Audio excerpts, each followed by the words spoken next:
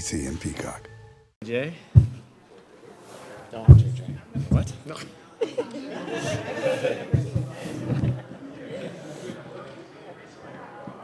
I have a big question about this type of show is how do you develop a show and not end up being like the flavor of the week when it comes to these serial shows?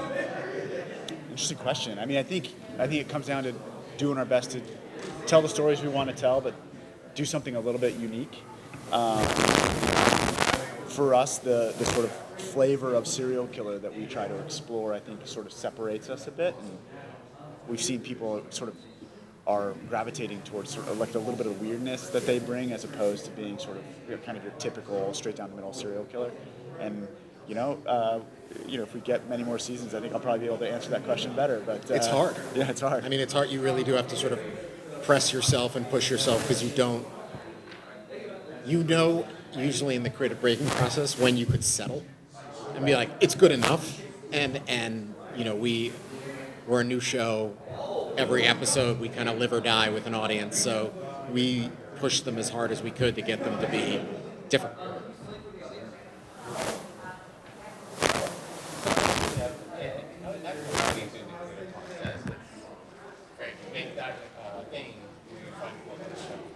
Well, I mean, that was sort of like right out of the gate for us. Yeah. I mean, so the show was basically born out of, Jake and I were set up on a Zoom meeting through the studio. We both worked with Universal before.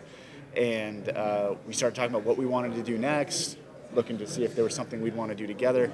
We found out very quickly we have very similar interests. We like a lot of the same stuff, and we were sort of looking to do the same thing next.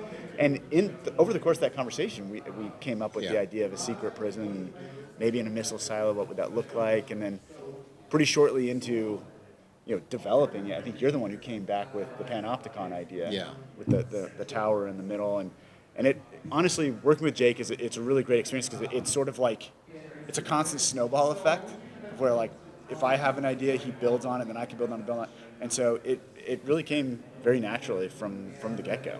Yeah, and the Panopticon was something that I studied in college in like philosophy class, and so I think on some level I thought it would be funny if I could take that, what felt like at the time worthless knowledge or abstract, knowledge, and actually make one for real in with visual effects. Are we going to get into flashbacks to know more of its history? Yeah, that's the plan. Yeah. Excellent. Your genre show, but really without a genre killer, because you have so many to choose from. Is that freeing, or is that like sort of stressful?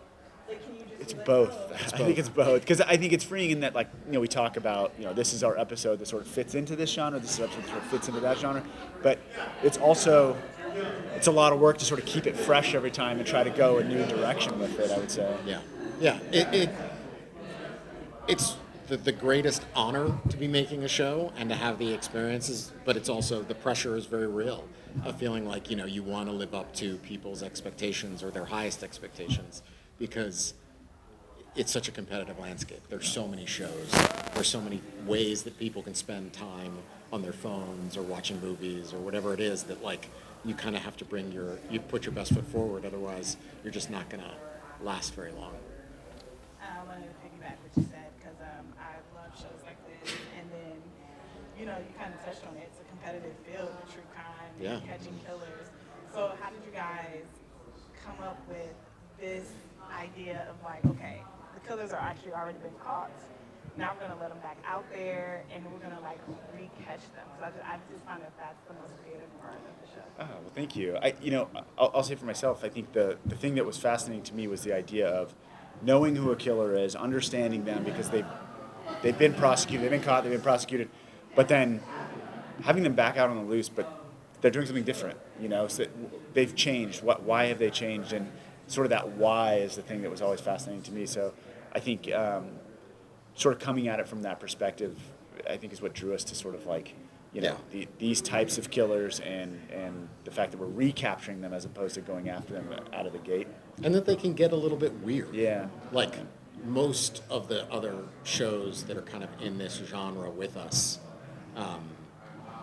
I think they play a little bit more straightforward with the killers. That's more naturalistic. It's more realistic. I think our show is heightened, hopefully in a fun way for people, where it's like, our killers can get kind of wacky because they've been put through these incredibly bizarre, baroque, therapeutic processes to kind of turn them into something that they weren't before.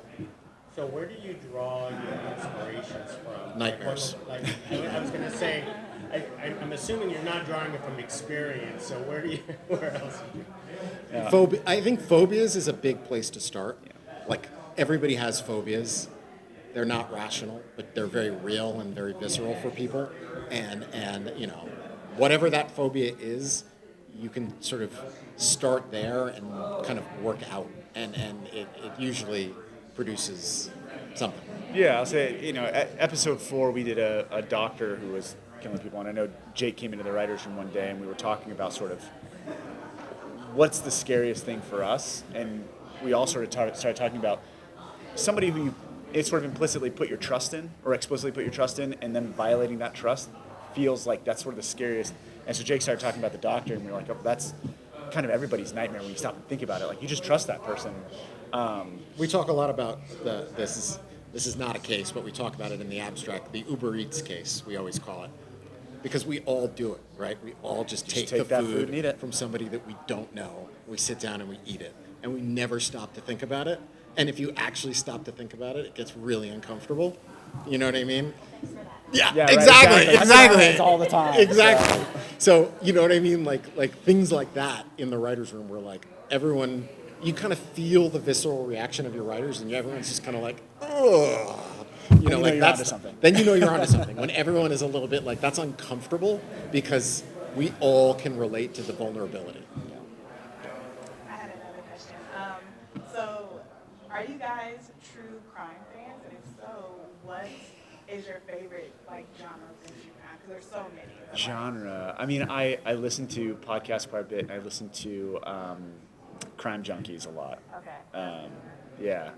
But I mean, yeah, kind of anything. I mean, the documentaries on the famous killers, I typically enjoy watching those. I think they're getting a deep look under the hood is really fascinating. Yeah. And then something like Crime Junkies, which talks about, I mean, I don't know how many episodes they're up to now. It's so many. I mean, there's so many cases out there, and they always find some unique angle on it. But yeah, I probably watch too much. You really like the octopus murders was one that you talked a lot about. Yeah, I mean, that was more like that was because it was true crime. It was like conspiracy. And that felt a little more like our show too. So yeah.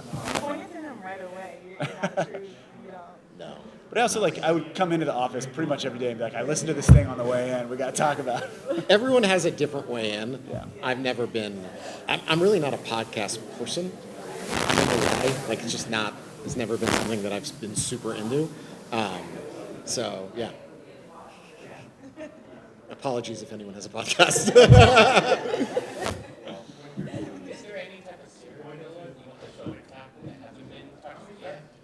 I mean, there's lots. Yeah, I mean, I think we've from the writers' room we have our room has whiteboards all the way around, and there's top to bottom a list of killers that we were excited to sort of go after.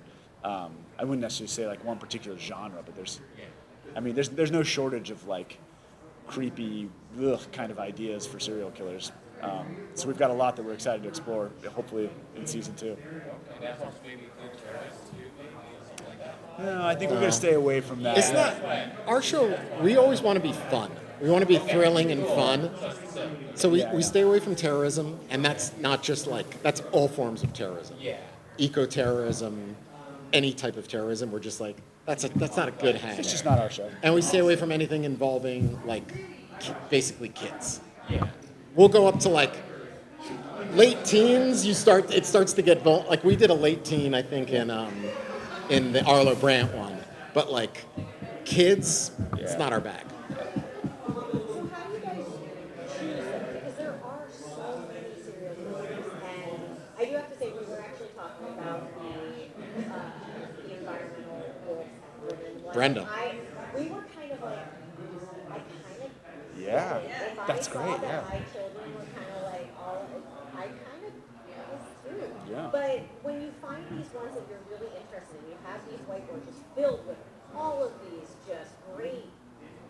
They're not brain, but serial killers. Yeah. How do you actually choose? I mean, like, because that's not difficult because they're such great stories, Yeah. like, in your heads. But Well, I think there's a lot of ways we choose. I mean, sometimes the simple like log line, the simple idea of the killer, we're like, we got to do that one. Other times, it's really interesting, but we need to see a path forward for an episode, right? So, and something Jake talks a lot about is sort of like we have the killer, who they were in the past. Something happens at the pit, and now we have them sort of operating in a different way. And if we can see that sort of clear line, then we know we've got an episode. Yeah. So some of them are sort of like just the shiny thing that seems exciting, but we can't find a path through it. But the Brenda Lowe thing, that character, for me, the most sort of exciting sort of structural thing we had was the Eden therapy. This notion that, like, for years she'd been writing letters to and from with somebody, and that they were all faked letters, and that, like, what would happen if you came out into the world expecting one world and got another. And to us, that was sort of like when we kind of saw it as like a pit case, because it wasn't just that she was out to like harm people and she was angry, but that like she'd been manipulated in a way that was sort of surprising, unethical and surprising and kind of weird. I think that's the piece that we're always looking for. We have the killer we find fascinating, and we can see a way through the pit for them. Then I think we know we have an episode. And there's another great female serial killer character coming. Eliza She did Coop such a great job, in the too. finale Awesome. is amazing. I have a question just to go off of that, because sometimes in like stories, I always kind of side with the villain. It's like, oh wow, they kind of went through that, and I totally get it. Yeah. So, do you want the audience to kind of get that from some of the serial killers when they went through with it? Is that your motive, or is it just like, no, we still want your basic guy? I think we still want you to ultimately sort of. I mean, they're bad dudes, right? They're bad people. But I think it's okay if you sort of are like, wait, what was done to them is totally not cool, right? And even if you empathize a little bit, but we always want you to be sort of rooting for their downfall, like even if you can understand it, you still want them to. We want you to understand why they're doing what they're doing, but ultimately you're not rooting for them to get away and be free. Right. And there will never be anyone that would want to see that you want that to happen. I mean, maybe at some point, but certainly Never not say right never. now. Yeah. How do you balance the ratio of the over arc of like this mystery, what's going on, versus the individual versus the individual character's personal life? Yeah. Is there It's tough, to be honest. I mean, I think, we set out to create a show that we talk about it as being like a shark, like it's always moving forward, right? Which makes it difficult to stop down for some of these other things. So we sort of made it challenging on our own. But in terms of sort of like the larger mystery, we had to find the balance, to be perfectly honest. I think it was, working with the studio and the network to sort of understand some of the logistical things just behind a TV show, but then creatively also trying to find the balance, making sure that, we were still servicing the story of the week that we find so interesting, but also making sure that we're servicing the larger mystery without it taking over. And you're making a product, certainly in a situation like this, where it has two different distribution platforms, right? It's going to be broadcast with act breaks, commercials, and then it's also going to go into a streaming platform. And so you kind of have to be mindful of both experiences, which is hard. It's easier to just be doing something for like just a streamer or just a broadcast in some sense, whereas we're kind of like trying to imagine what it's like for both experiences and make something that we feel like works in both lanes. Thank you very much. Awesome. Well, thank you. It's great Thanks. to meet you all. Keep watching. Appreciate it. Thank you. Us too.